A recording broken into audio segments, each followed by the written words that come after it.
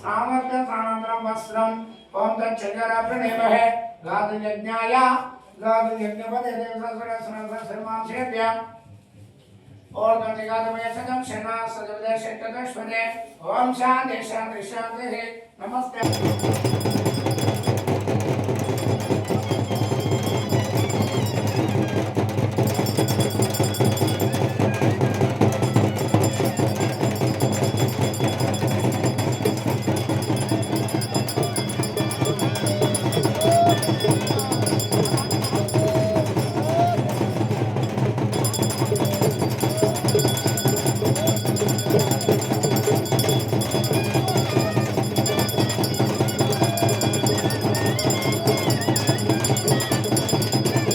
చిలువగూడూరు గ్రామము శ్రీ రామలింగేశ్వర స్వామి ఆలయము పూర్వకాలం నుండి గత కొన్ని వందల వేల సంవత్సరాల నుండి ఈ జాతర ఉత్సవాలు అనేది ఉగాదికి పురస్కరించుకొని జాతర ఉత్సవాలు జరుగుతున్నాయి. ప్రతి సంవత్సరం ఉగాది కంటే ముందు వచ్చే బహుళ త్రయోదశి పాల్గొన బహుళ త్రయోదశి నాడు స్వామివారి కళ్యాణ మహోత్సవము, తెల్లవారి చతుర్దశి నాడు అష్టబలి స్థాళీపాకము, అష్టబలి ప్రధాన కార్యక్రమం ఉంటుంది. మళ్ళీ తెల్లవారి అమావాస్య రోజు స్వామివారి నాగవెల్లి రామలింగేశ్వర స్వామి నాగవెల్లి కార్యక్రమం ఉంటుంది.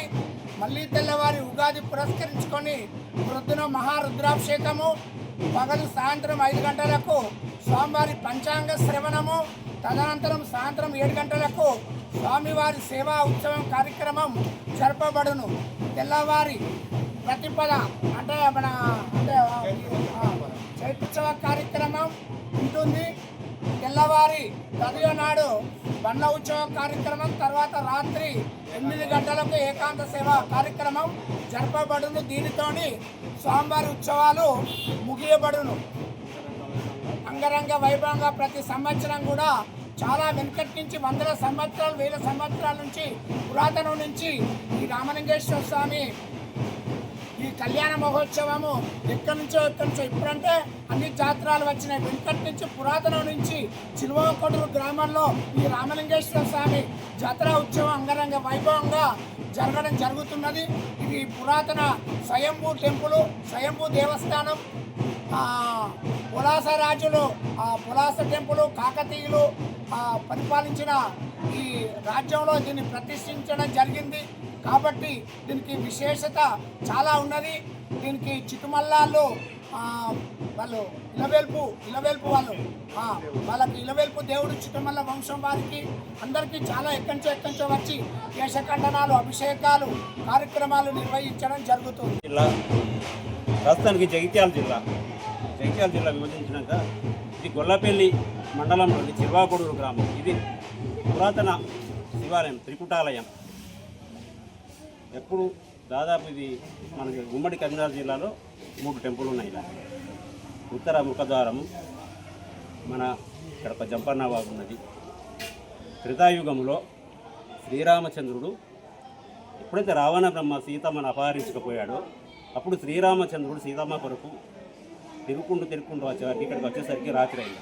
ఇది పెద్దలు చెప్పిన ఇక్కడ పడుకొని పొద్దున లేచి ఆ శ్రీరామచంద్రుడు ఇదే వాగులో స్నానం చేసి శివలింగం చేసుకొని పూజ చేసుకొని వెళ్ళిపోయాడు కాబట్టి రాముడు లింగం చేసుకున్నాడు. అందుకే రామలింగేశ్వర స్వామి దేవాలయం అని పెద్దలు చెప్పేది.